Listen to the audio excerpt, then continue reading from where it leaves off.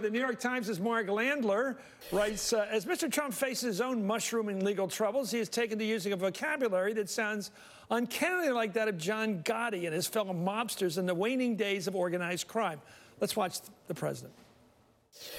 I've had many friends involved in this stuff. It's called flipping, and it almost ought to be illegal. You took your first pace like a man, and you learned the two greatest things in life. Well, look at me. Never rat on your friends, and always keep your mouth shut. He says in a tweet, the failing New York Times wrote a fake piece today implying that because White House counsel Don McGahn was giving hours of testimony to the special counsel, he must be a John Dean-type rat. Come out and take it, you dirty, yellow-bellied rat, or I'll give it to you through the door. One of the reasons I respect Paul Manafort so much is he went through that trial. You know, they make up stories. Unlike Cohen, he tweeted, Manafort refused to make up stories in order to get a deal. Fredo, you're my older brother, and I love you. But don't ever take sides with anyone against the family again.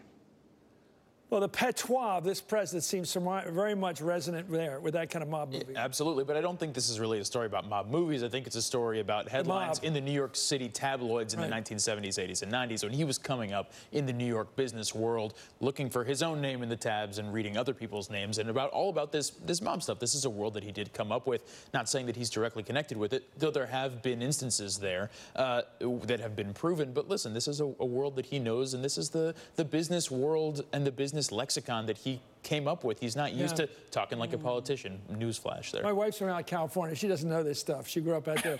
And I always read the Philadelphia Inquirer on Saturday just so I could get the latest on mob killings. Because the South Jersey mobs have repeated capo or this, or all this lingo. You know, Joey 2 times, whatever, Jimmy 2 times. All these nicknames. It sounds like Trump talks in this guys and dolls language. But here's the thing, is that it's not just how he sounds. He's not just talking the talk. Here's the thing, if it looks like a duck and it quacks like a duck, then it's probably a duck. And to your point about all those reports, what are you saying? His entire career, there's a political article from 2016 about this, looking at his entire career. All of his real estate was built essentially by the mob. He has close ties with the leaders of the Genovese family. Which mob? Be careful here. With the Genovese family. You got to slow down a way. So, who are you saying?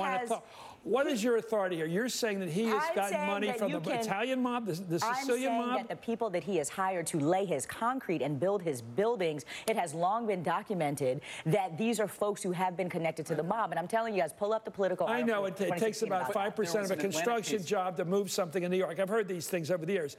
It takes a little bit of juice to move something. Go ahead. There was an Atlantic piece yesterday that talked about Donald Trump and the mob. And what Sammy the Bull Gravano was quoted as saying was, I was the guy you had to run through for concrete and drywall. And I have stories to tell you about Donald Trump, the Cushmans, and this is the 80s, the 70s, when Donald Trump was coming up. And Donald Trump has made it known that he will work with some shady characters. So I'm sure that he was absolutely having to make deals with these guys. It used to be ice, because you couldn't open up a restaurant if you didn't have ice in the old days before refrigeration. Mob controlled the ice. Now it's concrete. But regardless of the actual individuals who are involved in this, we should look at the larger lesson here, which is really a question about how you do business and the way that you run an organization, whether it's the Trump organization or the White House. And very clearly the way that he talks about these things suggests that this is a very similar way to how some of these criminal organizations were run. And that is something that none of you're going to have some labor troubles has said.